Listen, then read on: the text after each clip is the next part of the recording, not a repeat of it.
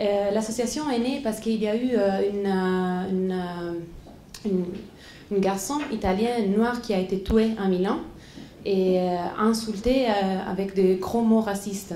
Ça veut dire qu'on cherche de nouvelles façons de parler de racisme à l'école et les enseignantes peuvent demander de recevoir le DVD et peuvent télécharger une guide didactique, peuvent compiler un questionnaire pour nous donner des suggestions et peuvent trouver tous les explications de ce qu'il y a dans le DVD.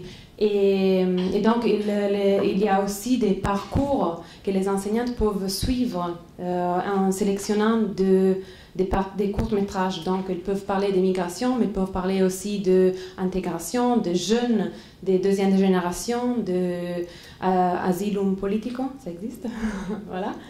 Voilà, asile politique, merci. Now, everybody, this is Joseph. Say hello.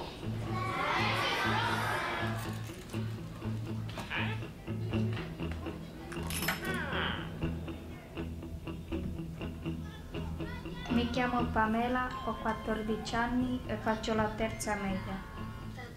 Enfin. T'as peur des noirs? Quoi? Mia mamma l'ha messo molto prima di me. Ah, vediamo se qua a Milano e Roma, no?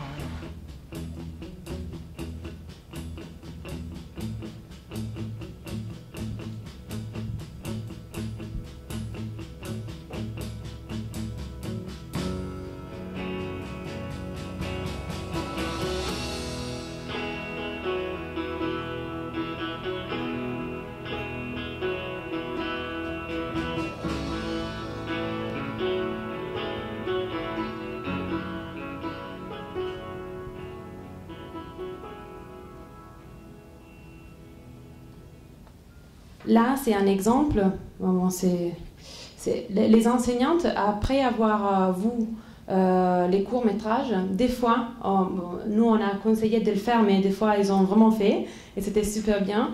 Et ils ont continué l'activité avec les gens, et ils ont fait avec la classe des courts-métrages. Ils disent qu'il y a des crayons rouges et des crayons bleus, d'une partie des crayons rouges et de l'autre partie des crayons bleus. Et ils ne se regardent pas, les crayons. Et après, les élèves, ils ont dessiné, et c'est eux qui ont construit l'histoire. Voilà, je skip un peu, mais vous pouvez imaginer c'est comment le final. Voilà.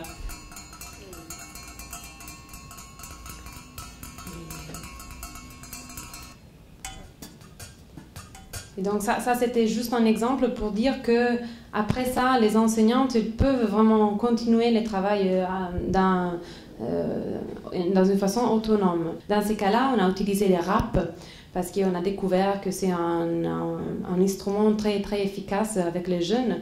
Et donc on a demandé à des rappeurs très connus en Italie de venir avec nous dans les écoles et à côté de nos parties sur le racisme dans laquelle on a travaillé sur les mots et sur les mots corrects pour parler de racisme, les rappeurs ont aidé les jeunes à écrire et chanter une chanson qui utilisait des bons mots qui ne sont pas des mots qui font une discrimination.